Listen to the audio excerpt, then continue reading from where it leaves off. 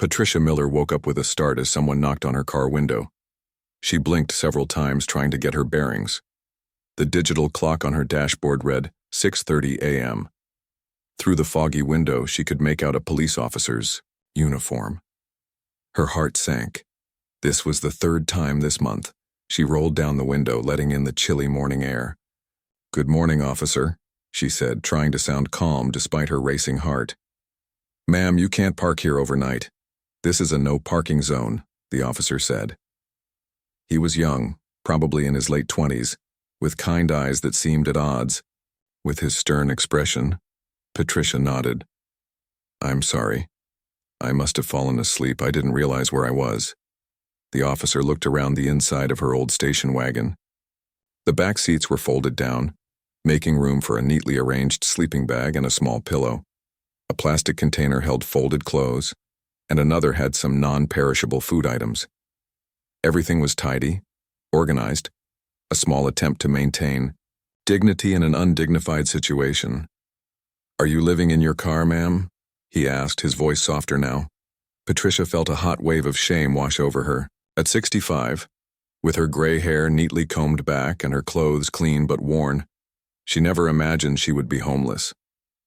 She had spent 30 years as a nurse at Memorial Hospital, had raised 3 children on her own after her husband died of cancer, and had always paid her bills on time. Life had been modest but stable until everything fell apart. "Temporarily," she admitted. "It's just a rough patch.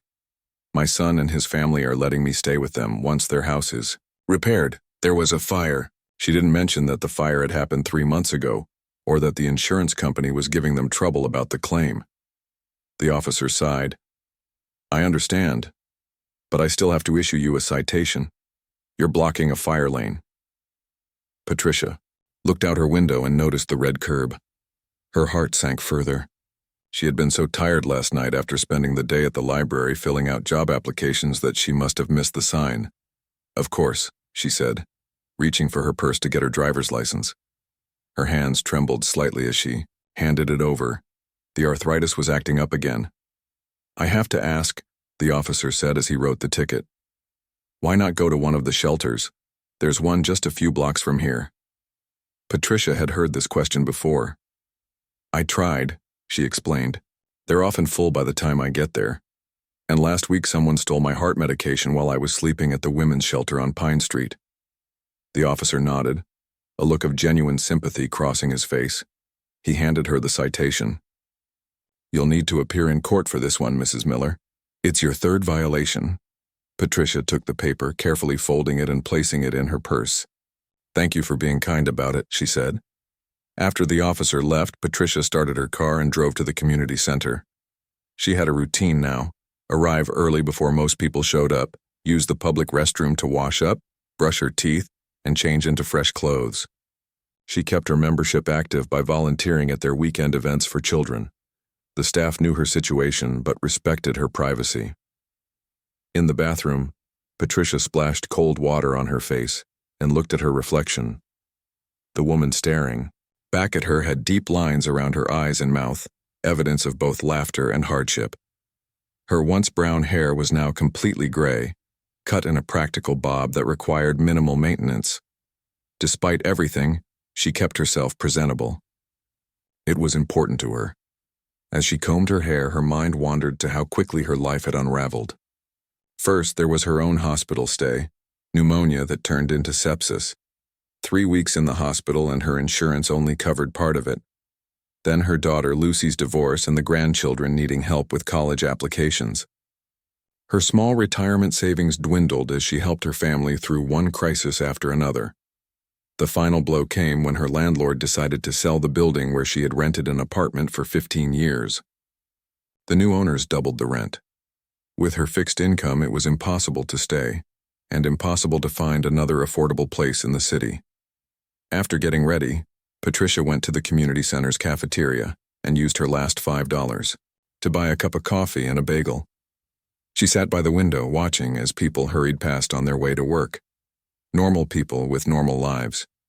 She used to be one of them. Her phone buzzed, an old model that she kept for emergencies. It was Her son Joe. "Mom, how are you doing?" His voice was strained, tired. "I'm fine, honey. How are the repairs coming along?" She tried to sound cheerful. There was a pause. "That's why I'm calling. The insurance company is asking for more documentation. They're saying it might be another month before they release the funds." Patricia closed her eyes. Another month in her car. Another month of hiding her situation from most of her family and former colleagues. Another month of shame. "That's okay," she lied. "I'm doing fine with my friend Carol." Carol was a fiction she had created to explain her living situation to her children. They had enough to worry about without adding her homelessness to the list. "Are you sure? We could try to find something temporary, maybe an extended stay hotel." No. Save your money for the house repairs. I'm comfortable where I am." Another lie. After ending the call, Patricia pulled out the citation from her purse and read it carefully. Court date next Monday at 9 a.m. Judge Frank Powell presiding. She had heard about Judge Powell from other homeless people she had met. He was known for being strict, sometimes even cruel. They called him No Mercy Powell, behind his back. Patricia spent the rest of her day at the library, using their computers, to search for jobs. Despite her nursing experience, finding work at 65 was nearly impossible. Most hospitals wanted younger nurses familiar with the latest technology. She had applied for positions as a receptionist, a store clerk, even a dog walker, anything to get some income flowing again. By evening, she drove to a different parking lot, one behind a 24-hour grocery store where the night manager usually looked the other way if she parked in the far corner. As she settled in for the night, reclining her seat and pulling her sleeping bag up to her chin, Patricia thought about the upcoming court appearance. She had never been in trouble with the law before. The idea of standing in front of a judge, explaining why she was sleeping in a fire lane, filled her with dread. But what choice did she have? Running from the citation would only make things worse. As she drifted off to sleep, Patricia held on to one thought. This was temporary. Somehow, some way she would find her way back to a normal life. She had overcome hardship before. She would do it again. She had to believe that. It was the only thing keeping her going. In her dreams that night, Patricia was back in her old apartment, making dinner for her grandchildren, laughing as they told her about their day at school. In her dreams, she was still Grandma Patty, respected nurse and family matriarch, not the homeless woman sleeping in a beat-up station wagon, dreading her upcoming day in court. The county courthouse was an imposing building made of gray stone with tall columns at the entrance. Patricia Miller stood at the bottom of the steps, looking up at the structure with a mixture of anxiety and determination. She had arrived 30 minutes early for her hearing, dressed in her best clothes, a navy blue dress she had kept wrinkle-free by hanging it in the back of her station wagon, and low-heeled shoes she had polished the night before. Patricia took a deep breath and climbed the steps slowly, her knees aching with each movement. Inside, she passed through security, where a guard directed her to courtroom 3. The hallways were busy with lawyers in suits rushing past, carrying briefcases and talking in hushed tones. Patricia felt out of place, invisible among the important people hurrying about their business. Courtroom 3 was already half full when she entered. Patricia chose a seat in the back row, hoping to attract as little attention as possible. She watched as a clerk organized papers at a desk near the judges. Bench and bailiffs stood at attention near the doors. The room had high ceilings with dark wood paneling, and American flags stood on either side of the judge's chair. Everything looked official and intimidating. A young woman in a gray suit sat down beside Patricia. "First time in court?" she asked, with a friendly smile. Patricia nodded. "Is it that obvious? You look nervous. Don't worry too much. These traffic violations usually go pretty quickly. I've heard Judge Powell can be difficult," Patricia said quietly. The young woman's smile faded slightly. "Well, he is strict. Just be respectful, answer his questions directly, and you'll be fine." She stood up. "Good luck. I need to find my client." As the clock approached 9, the room filled up. Most people looked like ordinary citizens there for traffic violations or minor offenses. Some were with lawyers, but many, like Patricia, were alone.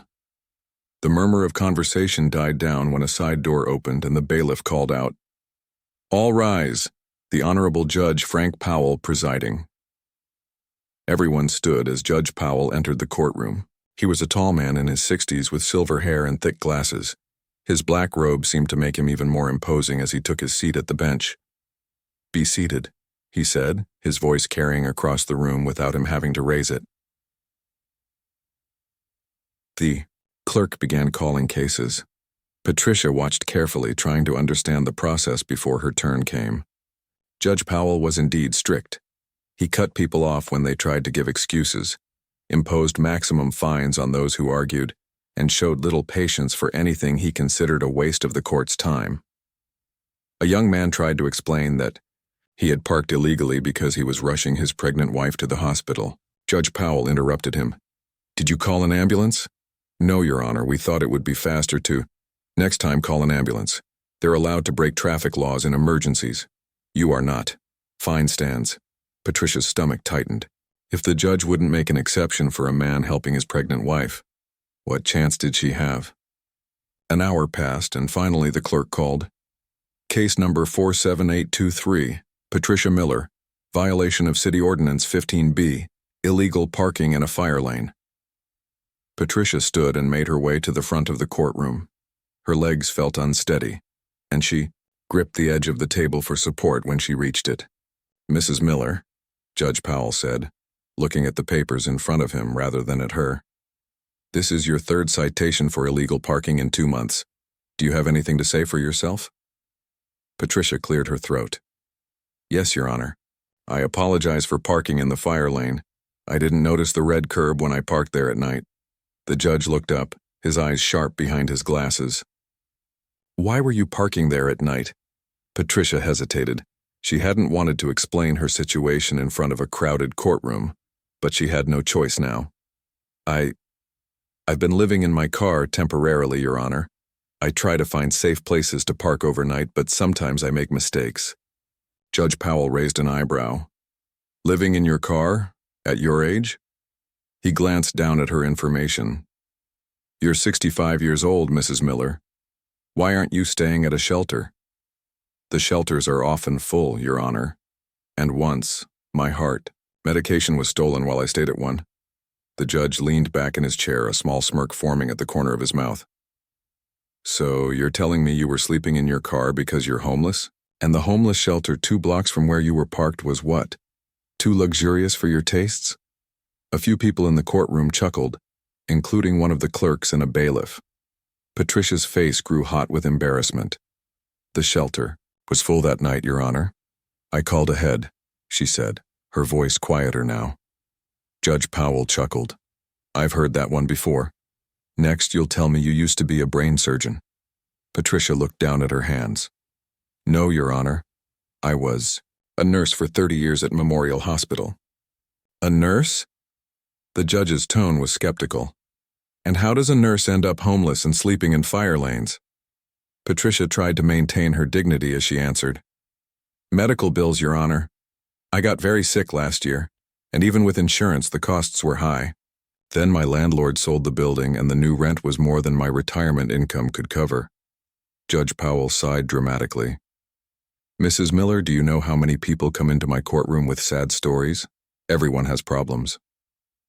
The difference is that most people don't solve them by breaking the law."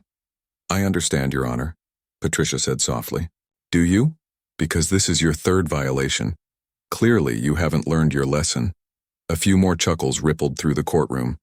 Patricia stood straight, trying to maintain what little dignity she had left. She had been through worse than this. The death of her husband, raising 3 children alone, fighting her way through nursing school while working full-time. She would endure this too. "Your Honor," she began, "I accept responsibility for my actions. I should have been more careful about where I parked." The judge nodded, seemingly pleased with her admission. "Well, that's refreshing at least. Someone who doesn't blame everyone else for their problems." He looked down at the papers again. "The fine for a third violation is $500 or community service." Patricia's heart sank. She had less than $100 to her name. I can't pay that amount right now, Your Honor, she admitted. Then it will be 40 hours of community service at the Tacom City Park. Report to the Parks Department tomorrow morning at 8 a.m. And Mrs. Miller, he leaned forward, his voice stern, find somewhere legal to park that car of yours. Next time I won't be so lenient. Patricia nodded. Thank you, Your Honor, as she turned to walk back to her seat.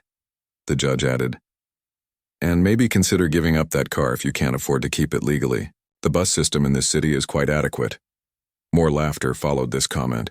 Patricia kept her eyes forward, not wanting anyone to see the tears that threatened to spill. The car was all she had left. Her shelter, her transportation to job interviews, the only thing keeping her from complete destitution.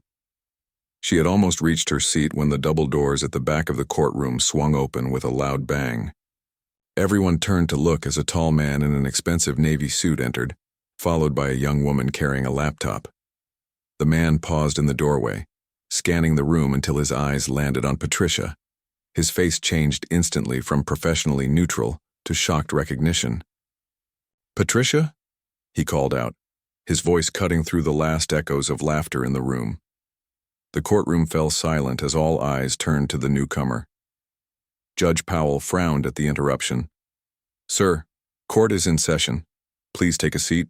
Or step outside, he said sharply. The man ignored him, striding forward down the center aisle. Patricia Miller, from Memorial Hospital? Patricia squinted at the man, trying to place him. He seemed vaguely familiar, but she had worked with hundreds of doctors and thousands of patients over her career.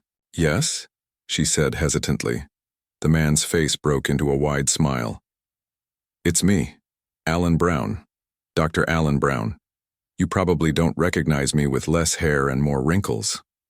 As he came closer, recognition dawned on Patricia, the young resident who had collapsed during his shift 20 years ago, the one she had performed CPR on for 15 minutes until the crash team arrived, the one everyone had thought wouldn't make it. Dr. Brown, she whispered, hardly believing her eyes. The courtroom was completely silent as Dr. Alan Brown made his way to where Patricia stood. Judge Powell looked annoyed at the interruption of his courtroom proceedings. Sir, I must insist that you take a seat or leave my courtroom, the judge said, his voice stern. We are in the middle of a case. Dr. Brown turned to face the judge. He was a handsome man in his late 40s, with salt and pepper hair and confident posture. His navy suit was perfectly tailored, and his shoes shined in the fluorescent lights of the courtroom. Your Honor, I apologize for the interruption, Dr. Brown said. But I need to address something immediately.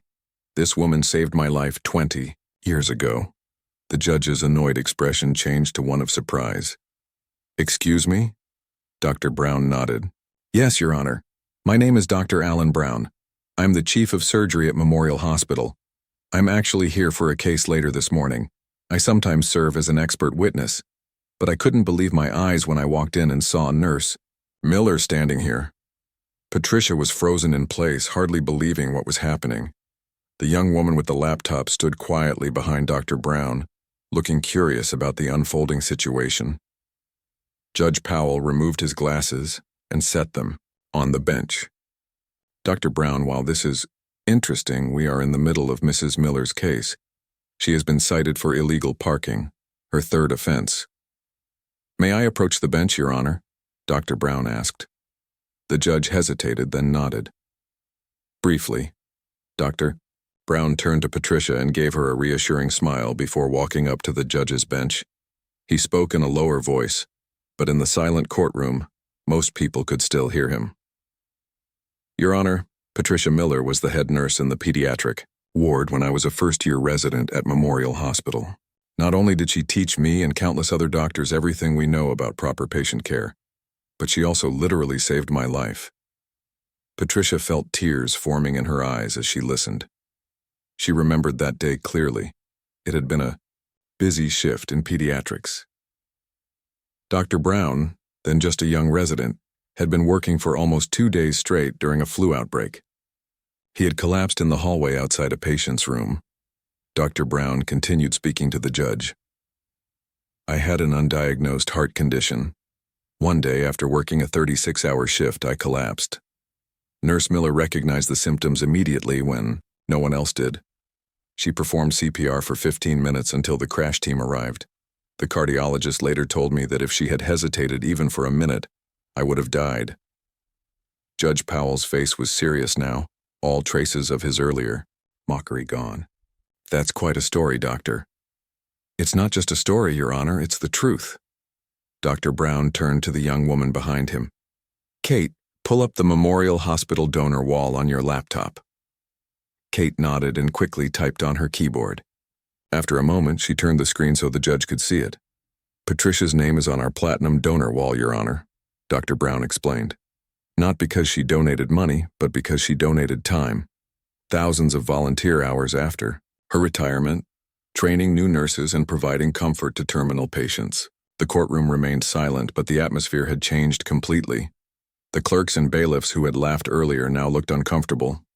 Some people in the audience were whispering to each other, glancing at Patricia with new respect. Patricia stood still, her hands clutching her worn purse. She had never sought recognition for her work or for saving Dr. Brown.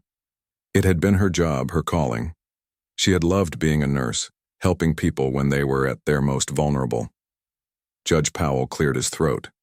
Dr. Brown, while this is certainly illuminating, we still have a case before us. Mrs. Miller has admitted to parking illegally in a fire lane. Of course, Your Honor, Dr. Brown nodded. But if I may, the hospital board has been trying to contact Mrs. Miller for months. We have a position created specifically for her, a patient advocate with housing included in the compensation package. We lost track of her after the fire at her son's home. Patricia looked up in surprise. A position? For me? Dr. Brown turned to her with a warm smile. Yes, Patricia. After you retired, many of the patients you helped asked about you. Families of children you cared for over the years wanted to keep in touch. The board decided to create a patient advocacy program, and we've been hoping you would lead it. It comes with an apartment in the staff housing building. Patricia could hardly believe what she was hearing. A job, a home. It seemed too good to be true. Judge Powell was watching this exchange with interest. The courtroom was now filled with murmurs as people reacted to this unexpected turn of events. The judge rapped his gavel once and the room fell silent again. Mrs. Miller, the judge said, his tone much gentler than before. Is what Dr. Brown saying true? You performed CPR and saved his life? Patricia nodded, finding her voice. Yes, Your Honor, but it was just part of my job. Any nurse would have done the same. Dr. Brown shook his head. That's not true, Patricia. You were special. Every doctor and nurse at Memorial knows it. You could spot a problem before the monitors did. You taught all of us to look at the patient, not just the charts. He turned back to the judge. Your Honor, Nurse Miller worked at Memorial for 30 years. During that time, she was given the Nightingale Award 3 times for excellence in nursing. After she retired, she volunteered for another 5 years in our terminal care wing, sitting with patients who had no family. Judge Powell removed his glasses and rubbed the bridge of his nose. The courtroom remained silent as everyone waited for his response. After a moment, he looked at Patricia. Mrs. Miller, why didn't you mention any of this when I asked about your background? Patricia straightened her shoulders. It didn't seem relevant to my parking violation, Your Honor. A small smile tugged at the corner of the judge's mouth. Not a mocking one this time, but one of genuine respect. I see. He put his glasses back on and looked at his papers.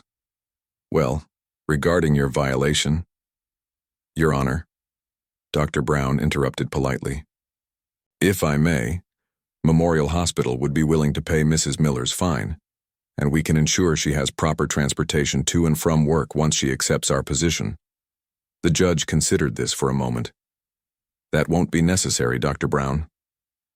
He looked at Patricia. Mrs. Miller, I'm dismissing your case. Consider this a warning. Patricia felt a wave of relief wash over her. Thank you, Your Honor. And, the judge continued, his voice lower now, I owe you an apology for my behavior today. It was unbecoming of this court, and of me personally.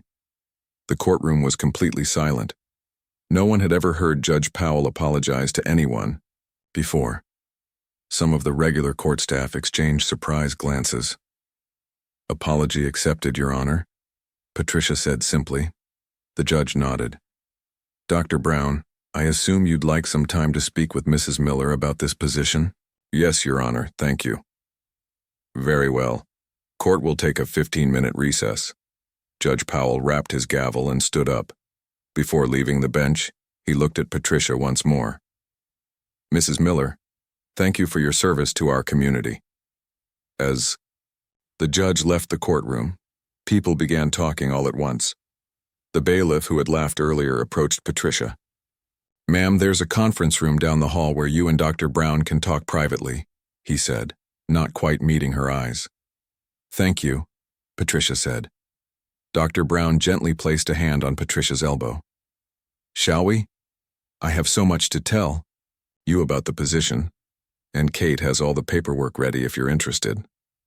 As they walked toward the door, people in the courtroom moved aside respectfully. Some nodded at Patricia, others smiled.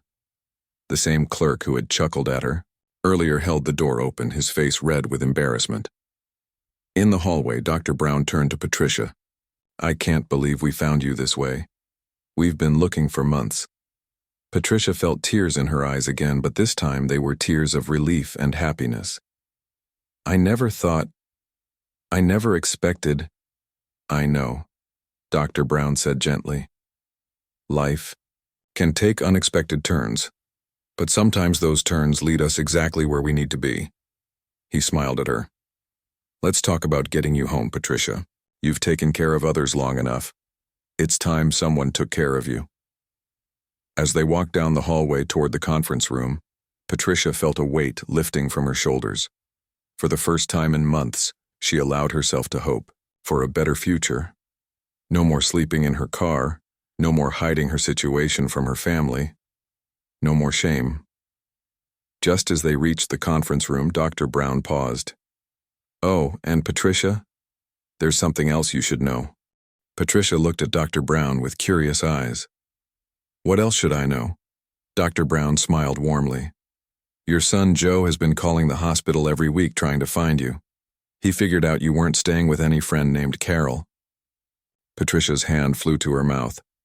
"Oh no, I didn't want him to worry. He has enough problems with the house and the insurance company. He loves you, Patricia. He's been frantic trying to find you. I spoke with him yesterday when he called the choir hospital again. When you didn't answer your phone for 3 days, he got worried and started calling everywhere he could think of."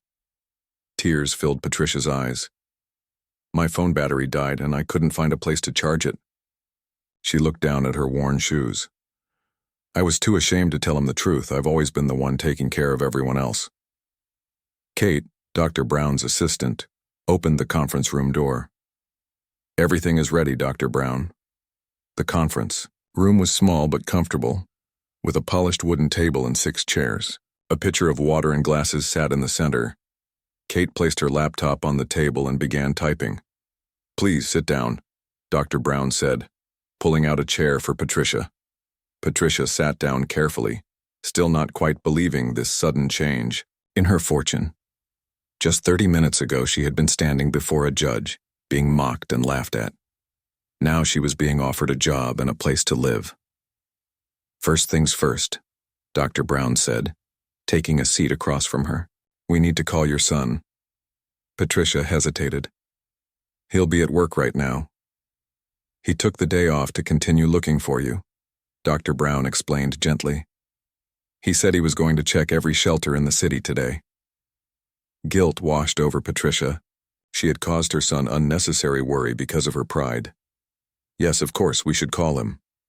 Dr. Brown nodded to Kate, who dialed a number on her cell phone and handed it to Patricia. The phone rang twice before a worried voice answered. "Hello? This is Joe Miller." "Joe, it's Mom," Patricia said, her voice breaking slightly. There was a moment of silence, then a choked sob. "Mom, where are you? Are you okay? I've been looking everywhere for you." "I'm fine, honey. I'm at the courthouse with Dr. Alan Brown from Memorial Hospital. He's offered me a job and a place to live. The courthouse? What happened? Are you in trouble? Joe's voice was filled with concern. Patricia glanced at Dr. Brown, who gave her an encouraging nod. I got a parking ticket. I haven't been staying with Carol. There is no Carol. I've been living in my car since my apartment rent went up. There was a long pause. Oh, Mom, why didn't you tell me? You could have stayed with us in the hotel. You have Linda and the kids to worry about. The hotel room is barely big enough for the four of you. I didn't want to be a burden. You could never be a burden, Joe said firmly. You're my mother. After everything you've done for us, how could you think we wouldn't help you? Patricia wiped away a tear. I'm sorry, honey, I was too proud. Where are you exactly? I'll come get you right now. Dr. Brown leaned forward. Joe, this is Dr. Alan Brown. We're in conference room B at the county courthouse. We'll be here for about an hour going over the details of the position at Memorial. You're welcome to join us. I'll be there in 20 minutes, Joe said. And, Dr. Brown, thank you for finding my mother. After the call ended, Patricia handed the phone back to Kate. Thank you, she said softly. Dr. Brown smiled. Now let's talk about this position while we wait for Joe. Kate turned her laptop screen so Patricia could see it. On the screen was a document titled Patient Advocacy Program, Lead Coordinator. The position we're offering is a new one, Dr. Brown explained. After you retired, we noticed a significant gap in patient care. The medical side was covered, of course, but the human touch you brought to the job was missing. Patients and their families felt it immediately. Patricia listened as Dr. Brown outlined the responsibilities of the position. She would train new nurses on patient communication, serve as a liaison between patients and doctors, and provide support to families of long-term patients. The position came with a comfortable salary, health benefits, and an apartment in the staff housing building, across from the hospital. The apartment has one bedroom, a living room, kitchen, and a small office where you can work when not on the hospital floor, Dr. Brown said.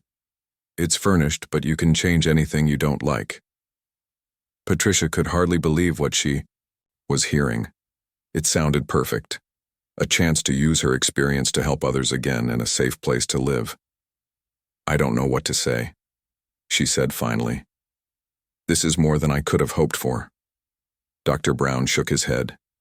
You earned this. Patricia, the hospital board approved this position unanimously when your name was suggested. Everyone remembers your work. As they continued discussing the details, there was a knock at the door. Kate opened it to reveal Judge Powell standing in the doorway. Excuse me, the judge said. May I come in? Dr. Brown stood up. Of course, Your Honor.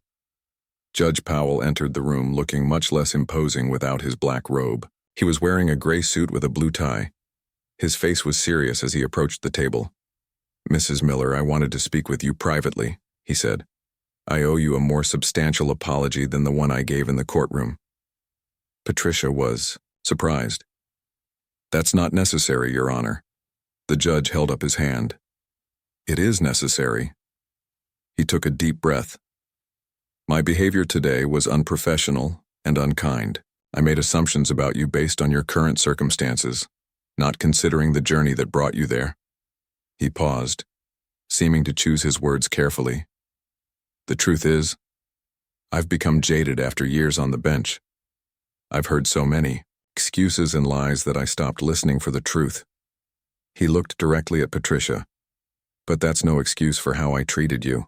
Patricia nodded, touched by his sincere apology. Thank you, Your Honor. I accept your apology. Judge Powell seemed relieved. There's something else. After our session, I called the Director of Social Services for the county. We discussed the lack of safe overnight parking options for people experiencing temporary homelessness. He agreed that it's a problem that needs addressing. Dr. Brown looked interested. What are you proposing, Judge? I'm going to recommend that the county designate several safe parking areas where people living in their vehicles can stay overnight without fear of citation. Each area would have access to restrooms and basic security. The judge looked at Patricia. Your situation made me realize that not everyone who experiences homelessness fits the stereotype I had in my mind. Patricia felt a surge of hope. If something good could come from her difficult experience, perhaps it had all been worth it. That would help many people, Your Honor, she said. There are families living in their cars who just need a safe place to sleep while they get back on their feet. The judge nodded. Exactly. And I'd like to ask for your input on the proposal based on your experience. If you're willing, of course. Before Patricia could respond, there was another knock at the door. Kate opened it to reveal a man in his early 40s with worried eyes and disheveled hair. Joe Miller, Patricia's son. Mom, he exclaimed, rushing into the room. He wrapped Patricia in a tight hug, tears in his eyes. I've been so worried about you. Patricia hugged him back, her own tears falling freely now. I'm sorry, Joey. I should have told you the truth. Joe pulled back to look at his mother. No more secrets, okay? We're family. We help each other. He looked around the room, noticing Judge Powell and Dr. Brown for the first time. I'm sorry for interrupting. Dr. Brown smiled. Not at all. We were just discussing your mother's new position at Memorial Hospital. Joe's eyes widened. Really? That's wonderful. He turned to Patricia. See, Mom, everything's going to be okay. Patricia nodded, feeling truly hopeful for the first time in months. Yes, I think it is. Judge Powell cleared his throat. Mr. Miller, I'm Judge Powell. I'm afraid I owe your mother an apology for how I treated her in my courtroom earlier. Joe looked confused, but Patricia squeezed his hand. It's all been resolved, honey. The judge has been very kind. Another knock at the door revealed a court officer. Excuse me, Judge Powell, but court is back in session in 5 minutes. The judge nodded. Thank you. He turned back to Patricia. Mrs. Miller, thank you for your grace today. You've taught me an important lesson about not judging people by their current circumstances. He handed her a business card. Please call my office next week about the safe parking proposal. I'd value your input. After the judge left, Joe turned to his mother with a curious expression. Mom, what exactly happened in that courtroom?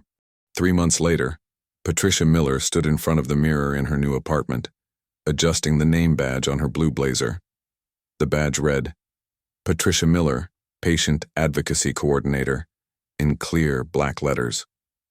Her apartment was small, but comfortable, with simple furniture and plenty of natural light.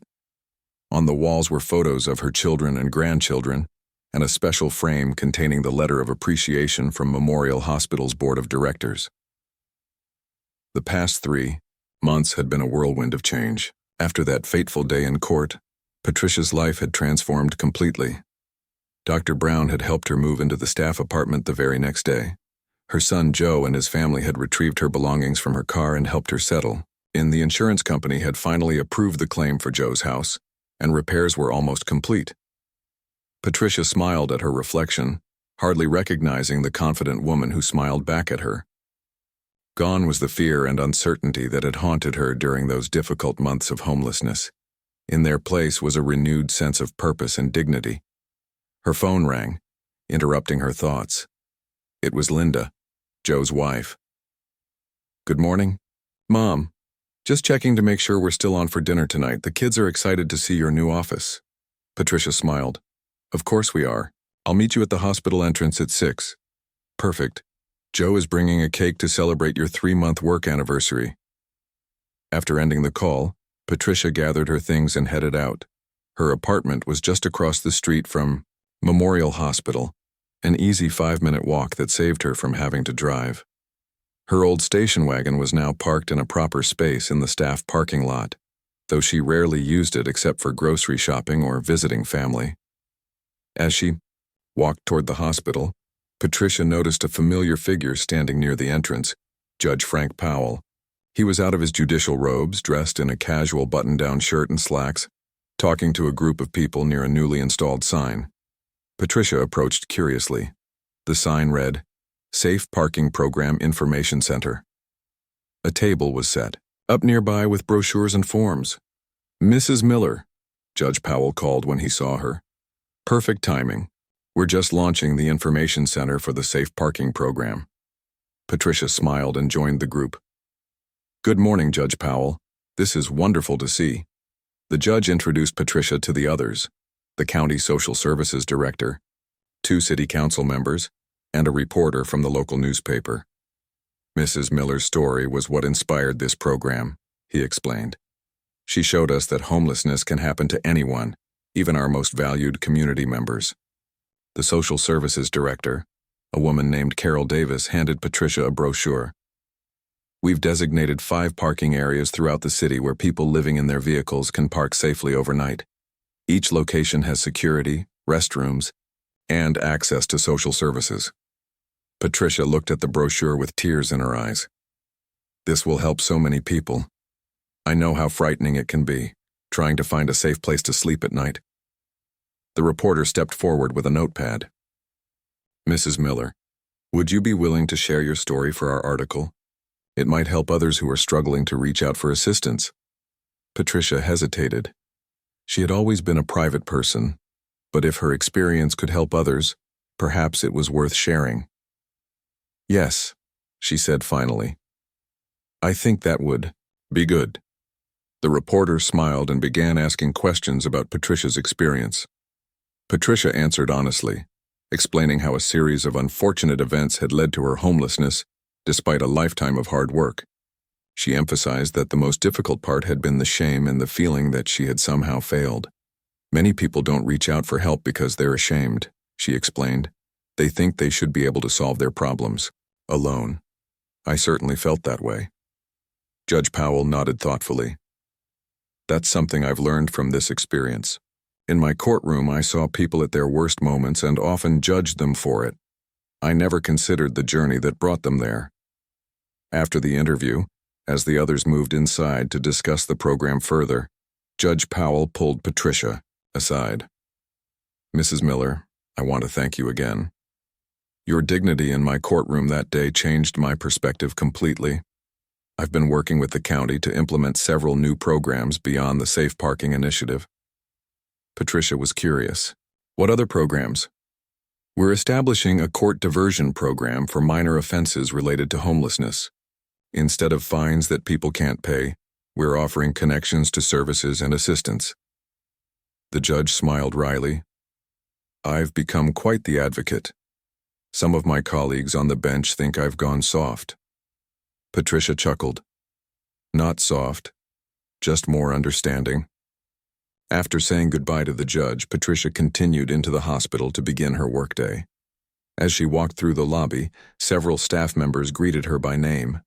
In just 3 months, she had become a respected and beloved presence at Memorial once again. Her office was small but efficiently organized, with a desk, computer, and a small round table for meetings with families. On the wall was a large calendar marked with appointments, training sessions, and family support group meetings that she coordinated. Patricia had just settled at her desk when her first appointment of the day arrived. A young couple whose child had been diagnosed with leukemia. They looked exhausted and frightened, a look Patricia had seen countless times during her nursing career.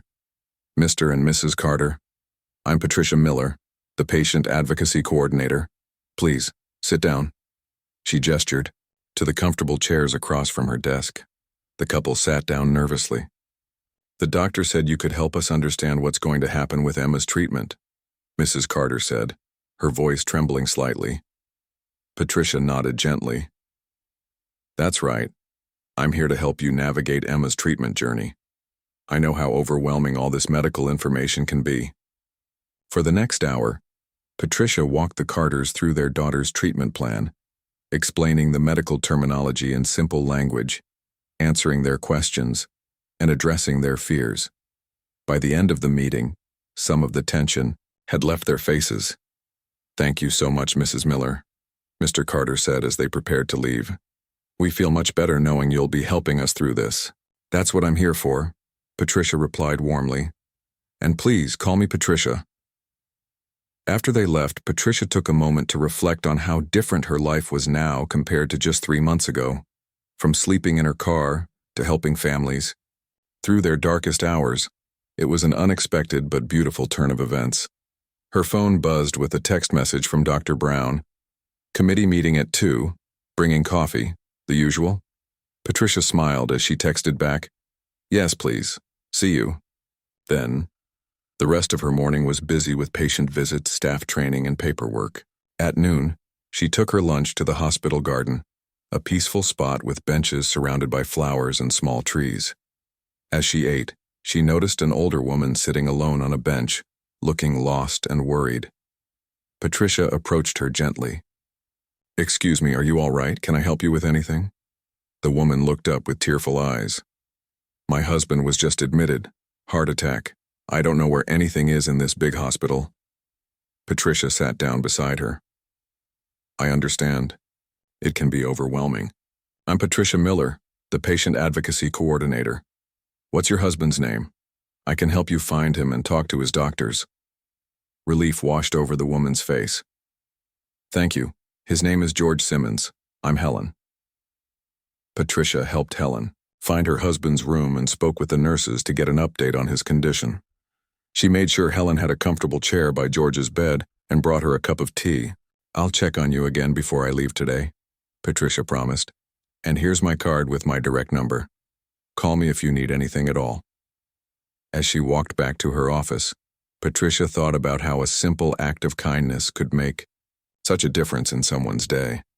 She remembered the kind police officer who had given her the citation that led to her court appearance, and how his small gesture of compassion had made her feel less alone. Life was full of unexpected connections and second chances. 3 months ago, she had been homeless and hopeless. Now she had a purpose again, a home, and the opportunity to help others navigate difficult times. When Patricia reached her office, she found a note on her desk from the hospital administrator. "The board was impressed with your family support. Group proposal. Funding approved for the next fiscal year. Congratulations." Patricia smiled and pinned the note to her bulletin board. There was still so much good she could do, so many people she could help. Her journey had come full circle, from helping others to needing help herself, and now back to being in a position to make a difference. As she prepared for her afternoon meetings, Patricia felt a deep sense of gratitude. Sometimes life's hardest moments led to unexpected blessings. Her experience with homelessness had been painful and frightening, but it had also opened doors to new opportunities and given her a deeper understanding of human struggle. And it all began with a parking ticket and a judge who chuckled at her in court. Not knowing who was about to walk in,